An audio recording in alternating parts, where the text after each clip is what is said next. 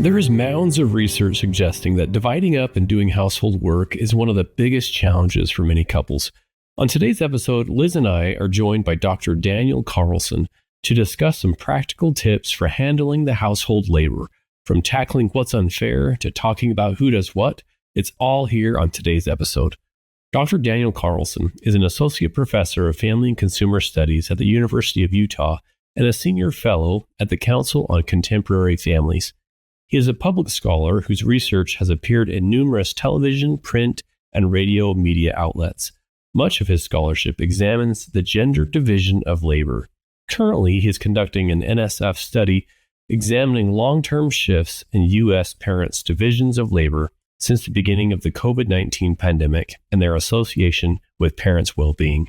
And just a heads up, we had some trouble with clear audio on this one, but we hope you enjoy the show.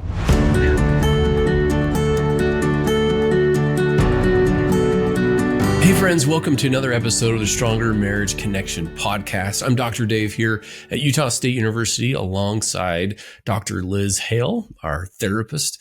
We are bringing you the latest we have in research and resources along with some tips and tools to help you create the marriage of your dreams. All right, we know, Liz, that from research, all kinds of research. In fact, Liz, did you know that for my master's thesis, I actually surveyed over 1,000 newlyweds. Oh, this is more than 20 years ago. I wanted to find out what are the topics, kind of what are the hot topics that they argue about. And one of the stickiest ones that came out of my research was household labor, dividing things around the house. No kidding. So who does what? Yeah, it tends to be one of those just sticky topics for a lot of couples. So here to discuss divided household work is Dr. Dan Carlson from the University of Utah. Welcome to the show, Dr. Carlson. Hey, thanks for having me. Hey, before we dive into this hot topic, can you kind of explain, set the stage a little bit for us about what we're talking about when it comes to division of labor in families? Yeah, sure. So division of labor in families just pertains to the work that we do, right?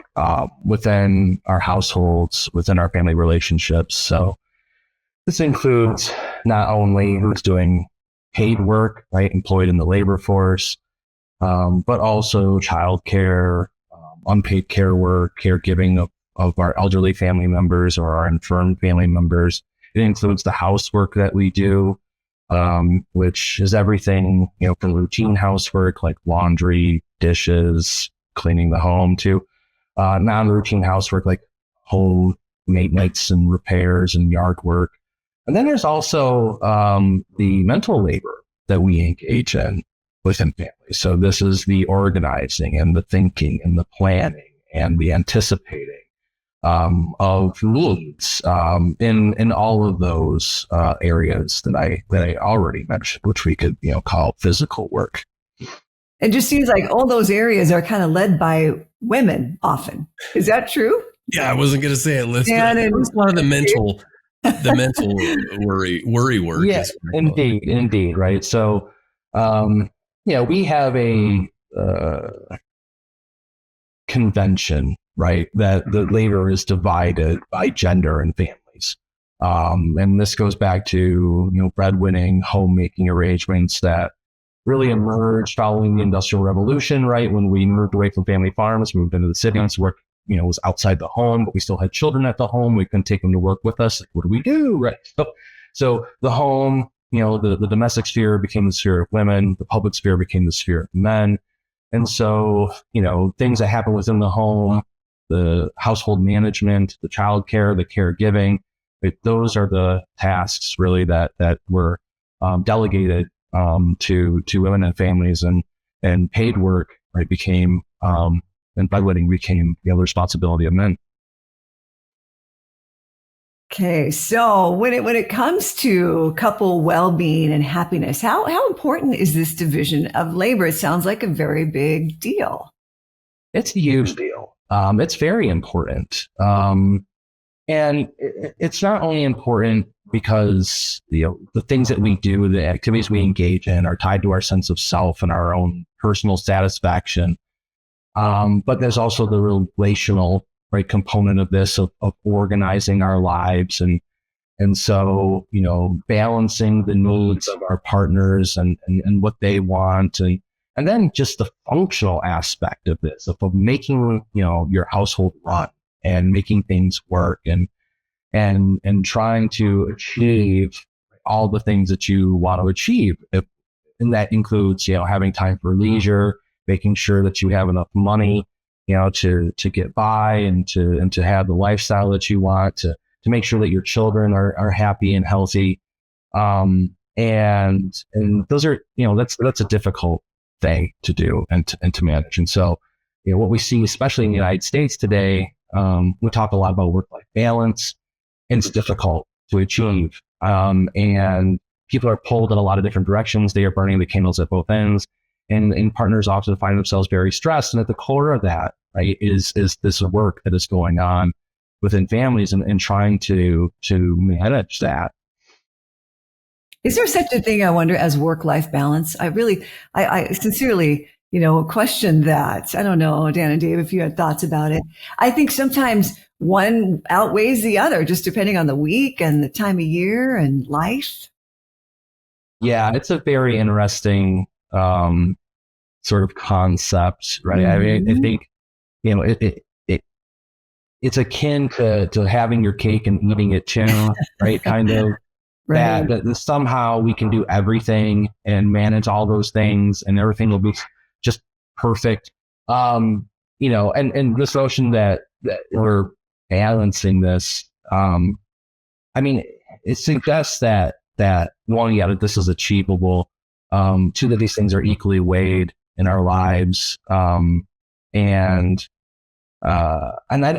know. I think at the end of the day, I think we're maybe best served using the term work family justice, as opposed to balance. And what I mean by justice, and this is something that scholar Katie Collins has started talking about, is this notion that that in particular are the ones who most often have to juggle these two domains, and find themselves at the sort of fulcrum of work responsibilities and family responsibilities, and the struggle that exists within that is failing to recognize that women in particular have these dual responsibilities today, and we haven't really adapted our policies or our culture, right, to really attest to that. I mean, I think going back to your earlier question, why this division of labor matters so much is that, so much of what we do is still based on this breadwinner, homemaker sort of cultural trope. Even for people who want that still, it's really hard to achieve. We just went through a period of rapid inflation. Families need dual earners, right? And some of them want to have, true careers, but when nothing else is adapted to facilitate that, it becomes very, very difficult to achieve. Because the domestic labor is thrust so much on women find themselves having to breadwin, and find themselves wanting careers, they are kind of stuck in this no-win situation where they have all these things thrust upon them and nothing really to help facilitate managing those dual responsibilities. Mm. Yeah. So I'm curious then, Dan, what tips do you have for couples? And it probably varies by couple, some with children, without, or teenagers, or all kinds of situations. But are there some practical tips that you offer couples? Yeah. I think the primary, piece of advice is just really think through and talk about what you want here. This is relational in a lot of respects. And so making sure that you're on the same page with family responsibilities is really important.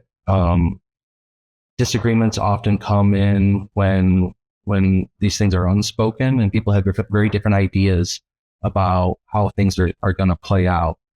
And that leads to resentments, and that leads to hurt feelings, and that leads to feelings of unfairness, and all those things, right, get underneath the skin and really undermine our relationships. And so it's not sexy to talk about, right? Like when you're dating somebody, this isn't the topic of conversation that, dinner dates, but maybe it should be a little bit, just like, talking about, do you want kids? I think this is just as important as that conversation. What do you anticipate when we have kids? Who's going to stay home with them, and how are we going to manage childcare, and what do you who's going to cook? Who's going to do this? And the other thing too with this is that, life circumstances change. And so this is an ongoing conversation. We can't just talk about it once, because and we'll talk about this maybe later about COVID, right? I mean, this is a perfect example. Things change and you need to adapt. And if you're not talking about it and you're just making assumptions about who's going to do what, if you're not on the same page with that, it can lead to conflict. And so the best thing is to avoid that by having very frank conversations. Mm-hmm. This is, music to my ears here. Dr. Carlson, I have a daughter who's kind of in the newlywed years, married, and another one's likely to get married this coming spring or summer. And so, do you have tips? I can say, hey, honey, you need to go listen to this episode with Dr. Carlson. Other tips or advice that you would give those in the early stages? Yeah, I mean, I think.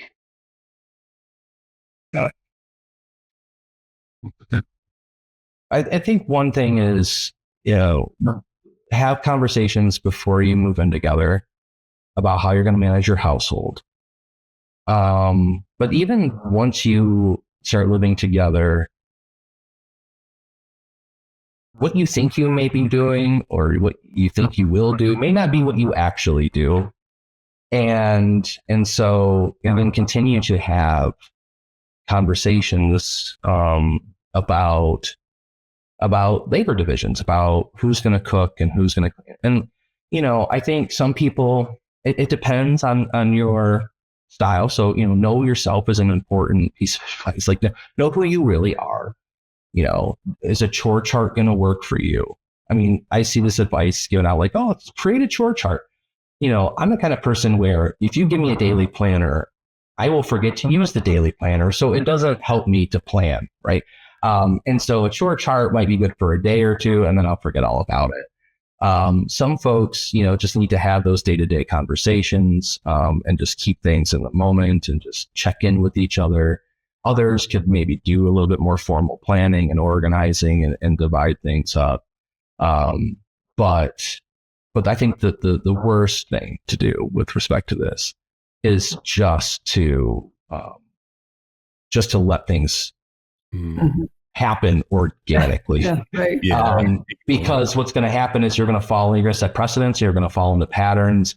And if that's not what you want to do, it can be very hard to come back from that. So those first, days of living together, whether you do that after marriage or before marriage, are really important to just sort of setting the tone of what things are going to look like.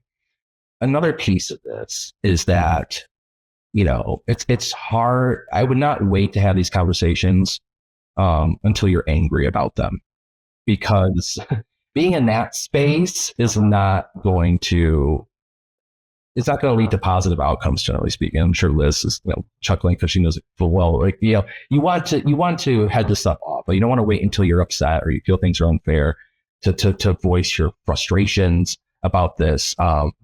Because you might be blindsiding your partner who had no idea that you felt this way. And so just being proactive with respect to these things and thinking through, the things that need to be done around the home early on is I think, just key. Yeah, that's great. It's probably good to not have any of these discussions when you're angry, right? Yeah. Indeed. Sex, money, home chores. Yeah, it's probably really good advice. Right, so right. Why are some arrangements then, Dr. Dan, good for couples and others not so good? Is it just really the variety of couples we have in the world? Some are going to work better for some people And Yeah, I mean, I think, yeah, sorry. I think what's most important with respect to the division of labor is not exactly what that looks like per se, but is that what you want as a couple, right? And so if you have very different ideas, just like if you had very different ideas about wanting children or how many kids, can you compromise on those things? And if you can, talk about it, come to a compromise. But some things, maybe there isn't a compromise. And I feel it's such an important thing that maybe you might want to consider whether this person is the right fit for you. Because we're talking about your day-to-day life and we're talking about it for a long time. So it's key, right? So being on the same page, I think here is really important. That's such a bold statement you had, that maybe you find out that we are not the best match after all. That's really for courageous people, isn't it? Which I hope all dating people are courageous. It is. And true. I mean, no one's ever going to be a perfect fit for you, right? That's the most important thing. The question is just like, what are you willing to compromise on? What is a core value of yours?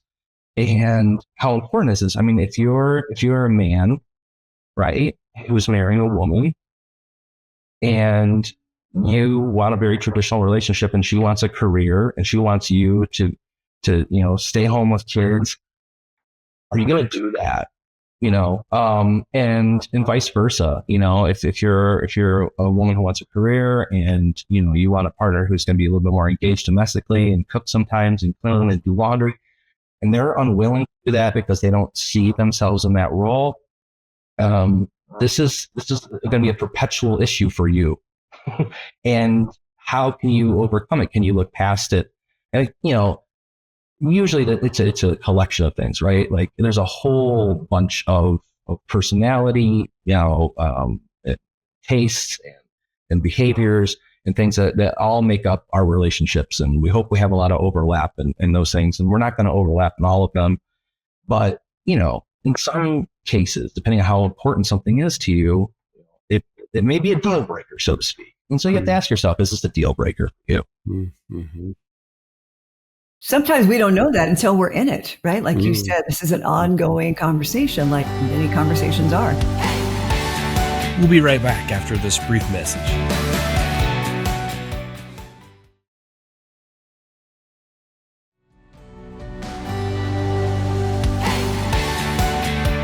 And we're back. Well, let's dive right in. Let's go back to the pandemic, if you don't mind. How did COVID-19 affect this division of labor, do you think? Yeah. A lot. So, I mean, the first thing that it did, especially early on, was, we closed schools and childcare centers to social distance. And so all that education, all that childcare, all that got moved back into the home. But we didn't give parents any leave, right? We gave people leave if they had COVID, but we did not give them leave for childcare responsibilities. And so families found themselves having to juggle what to do with children who are now home, who usually were not home. In addition to that, parents themselves were home because so many people started working remotely. So now we're talking, work-life balance, right? We're talking about the ultimate conflict between work and family roles. All these things happening simultaneously, all these needs going on simultaneously. And so how do you juggle this? And as you might expect, what happened, at least early on, was women pulled back from paid labor. They're the ones who did the most of the helping their children, learning online and facilitating that. They reduced their hours or they left their jobs in order to handle these responsibilities. However, what we found in our research was that the opportunity to work from home really facilitated fathers' domestic engagements. So they did more childcare and they did more housework. And even amongst the dads who were not necessarily inclined ideologically to do this, right? Not the kinds of dads who were like, it did. for some, this was an opportunity that they never had, right? They'd always wanted to engage, but didn't have the opportunity because of their work schedules and structures to now really be home and doing more. But even those who maybe in the past had, thought of themselves more as, again, just like a breadwinner kind of a role, found themselves, doing more around the house not only just because of necessity, but also because, they got to see what the needs were for the first time when they may have been outside the home and realized like, oh, there's a lot of things that need to be done here and I can pitch in because I'm home to do it. So long term, what we saw was that those changes in men had persisted even as they've moved back into the labor force. And, obviously kids went back to school, childcare centers opened back up. It took women a bit of time to re-enter the labor force, but their labor force participation rates are now higher than they were before the pandemic. So there's a lot of recovery there. And so the long-term change that we've seen because of the pandemic is that things are a little bit more equal when it comes to the domestic division of labor, and men are doing more now than what they were prior to the pandemic. So it's a bit of a wake-up call for families anyway, is what you're saying. I think so. And, what's really interesting is, and we've done a study. We started this in April 2020. We just wrapped up our 6th wave of surveys for this recently. We've been tracking people the entire time. The pandemic, I think, did shed a lot of light on things.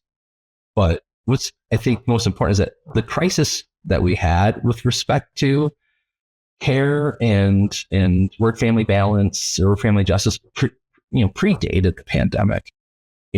What the pandemic did was really, highlight just how difficult it is to do all of these things, right? To have a job and have kids, and what a lack of structural support means for that, right? And just how much we rely on schools as a place, right, to put our kids so that we can work, or that we have childcare for our kids so that we can work, or how important it is to have those sort of temporal and spatial, boundaries between our paid work and our family work.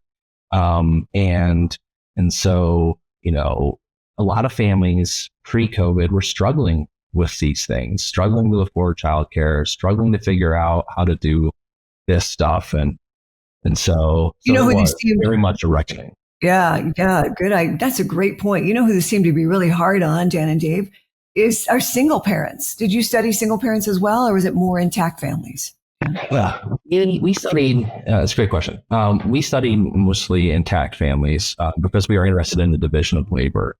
But single parent families, yes, there is no other partner, right, necessarily there to assist. And so everything, right, falls on you. And so, one of the great things about partnerships, right, is that mutuality and that mutual support that you can give one another to do all the things, right, that need to be done. And so, the pandemic was obviously not a happy time, but, in a lot of respects, we saw families coming together to deal with that, right? And for single parents who don't have those supports, yes, how it's such a difficult time. Mm-hmm. Yeah, Dan, one of the main messages that it feels like is resonating for me in our discussion is that there's not like one, right way to do this. And I think sometimes couples want to know, okay, how do we do it? Or what's the best way to do it? I don't know if there's a best way. Is there for division? Are there things for couples to consider then when they're thinking, okay, what's best for us? Yeah. I think so. I think the question on this, why does division of labor matter for well-being? Like, what are the links here? There's two really strong ones. One is feelings of fairness, right? So feelings of equity, that like this arrangement is working for me and for my partner. And relationship quality and satisfaction and relationship stability are all highest when both partners feel that the relationship is fair. Okay. So fairness is about what you think you deserve and what you want. And so if you're getting what you want, then you're likely to be fairly happy with it, right? And so that there we get into this issue of, making sure that you're on the same page. But the second thing that really matters here with the division of labor is communication. So I'm sure, both full well, right? Core to relationship quality is the ability to communicate. And good communication in couples is a harbinger of stability and satisfaction and happiness. Well, it turns out that when you aren't working together so much, you may not be communicating as much, right? So if you divide everything up and you have your sphere and I have my sphere, like what reasons are there really to come together? And the same thing goes with like domestic labor, right? We could talk about, we share housework equally. Well, if you have your tasks and I have my tasks and we retreat to our separate corners, that doesn't necessarily lead us to connecting or to compromise or to just like talking and being together. So what I found over time is that when couples are sharing in tasks at home, when they are doing things and they are doing them together, we both cook, we both clean, we both do dishes, relationship quality is highest, right? So, and again, it's because it facilitates communication. It also reduces senses of feelings of unfairness, because I got stuck with like the least desirable tasks, or you get the good ones and I get the bad ones. We're all doing it. We're doing everything together. Now, of course, the challenge with that is that it's difficult to achieve. It's difficult, right? We divide things for a reason, right? Because it's efficient and time is always of concern with paid jobs and different schedules. But when couples can do things together, and that includes the work, the family work, that tends to lead to the best outcomes. Yeah.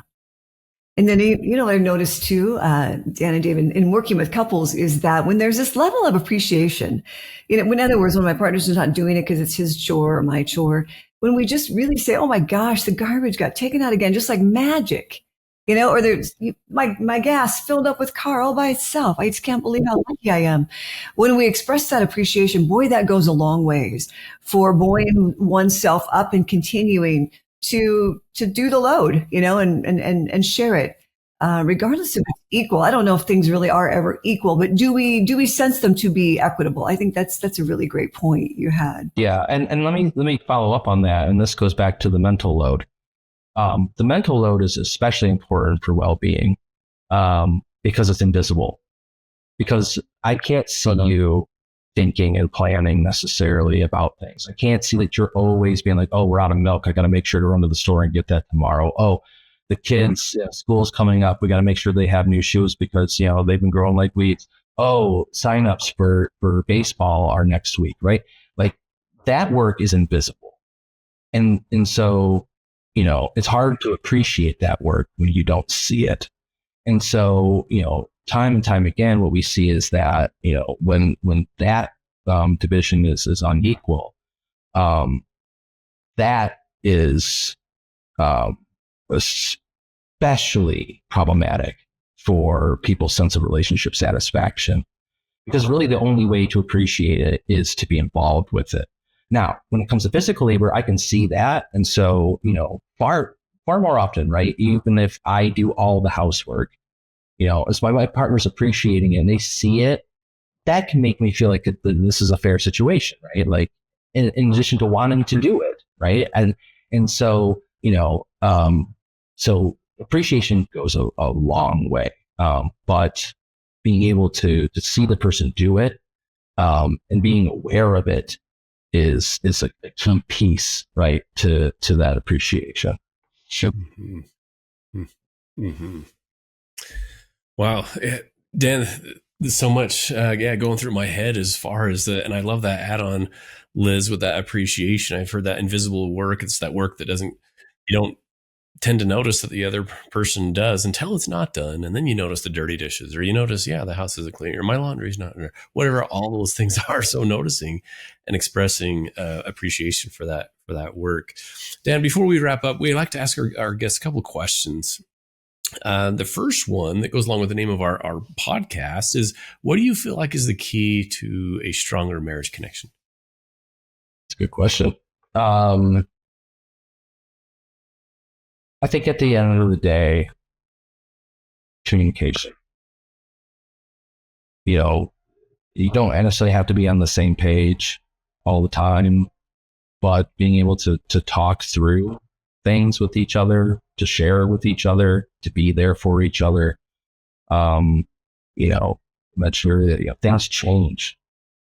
How things are today are not how they're going to be tomorrow, and your ability to adapt with your partner and work together over time is the key, in my opinion, to longevity. Yeah. And even without communication, like flipping the script, when we don't have it, then there's this kind of like the silent resentment grows. And like, oh my gosh, they didn't do this, or they didn't, hey, take care of that. You didn't take the trash out or mow the lawn, whatever that is. And it kind of just seethes. It's this poison that slowly erodes the marriage away. So yeah, absolutely. We got that ongoing conversation. I love that. And then we like to end with our takeaway of the day. Is there a take home message that you hope our listeners will remember? What would that be? I mean, I think the take home is, don't sleep on the division of labor. It may not be fun to talk about. It may not be sexy to talk about. But it's important to have these conversations with your partner about what you and they envision the load to be in your family. Who's going to do what? And, if you don't talk about it, you run the risk potentially of having somebody who has a very different idea about these things, and that can potentially be problematic. So have that conversation, and make sure that you're both on the same page when it comes to who's going to do what. Yeah, great. Thank you. Liz, what about you? What's your takeaway with our guest, Dr. Dan Carlson? Yeah. What I would caught my attention was, Dan, your thought about, instead of work-life balance, work-life justice. I kind of liked that a lot. I was just looking up the definition of justice. It's a concern for justice, peace, and genuine respect for people, which I love. And I guess it goes back to the communication of even just acknowledging that, boy, I'm not going to be home much this week before 6 o'clock, honey. Can we talk about how that's going to go? And just what you're going to need from me most and what I'm going to need from you most. Can I pick your brain? Can we have that discussion? I think that's just so lovely, because it really is not going to be that balance. I think some weeks are just going to be very off balance because of life.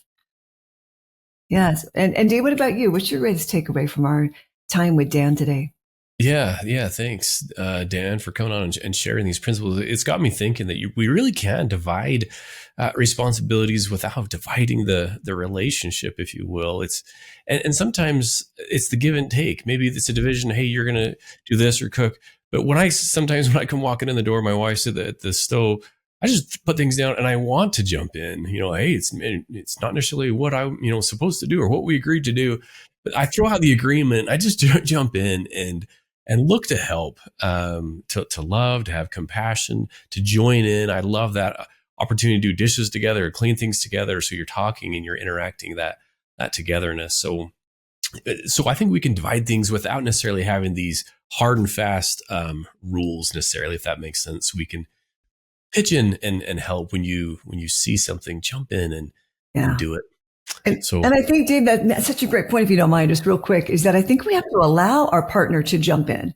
I think sometimes as women, we can be the maternal gatekeepers. And I kind of like dishes washed a certain way. And I don't really provide an openness for my husband to jump in. So I think we have to really always watch that too, just relinquishing control a bit over how things are done and spare the relationship, foster it. Yeah, I agree, Liz. Instead of saying, yeah, no, hey, I've got this, or hey, I like it a certain way, or no, you go, I want to do this. Allow them. It's, the relationship's more important. I've made that mistake. Have you seen that before, Dan? Yeah, I have. And, I think what's important there is why we do that. And I think part of it is time. I don't have time for you to learn. I don't have time for you to mess this up. I don't have time to go back and redo this for you. But, a person will never learn, right? And sure, we all have our feelings about like how we want things done in our way. And that's an important piece of the conversation too. There are alternative ways of doing things that can produce just as good of outcomes. And we don't necessarily need to be, enamored and fixated on the way we do things, especially if we need assistance with those things and we want someone else to pitch in. And so we have to give our partners time and grace to pitch in and to learn. And if we do that, then over time that'll lead to it increase their skill set, so to speak, and their ability to really pitch in on those things in the future. Yeah, well said. All right, my friend, thanks you so much, Dr. Dan Carlson from the University of Utah. Thanks for joining us today on the Stronger Marriage Connection podcast. Thanks for having me. Yeah, it's been a pleasure. And remember, friends, it's the small things that create a stronger marriage connection. See you next time. Thanks for joining us today. Hey, do us a favor and take a second to subscribe to our podcast and the Utah Marriage Commission YouTube channel at Utah Marriage Commission, where you can watch this and every episode of the show. Be sure to smash the like button, leave a comment, and share this episode with a friend. You can also follow and interact with us on Instagram at Stronger Marriage Life and Facebook at Stronger Marriage. So be sure to share with us which topics you loved or which guests we should have on the show next. If you want even more resources to improve your marriage or relationship connection, visit strongermarriage.org, where you'll find free workshops, e-courses, in-depth webinars, relationship surveys, and more. Each episode of Stronger Marriage Connection is hosted and sponsored by the Utah Marriage Commission at Utah State University. And finally, a big thanks to our producer, Rex Polanis, and the team at Utah State University, and you, our audience. You make this show possible. The opinions, findings, conclusions, and recommendations expressed in this podcast do not necessarily reflect the views of the Utah Marriage Commission.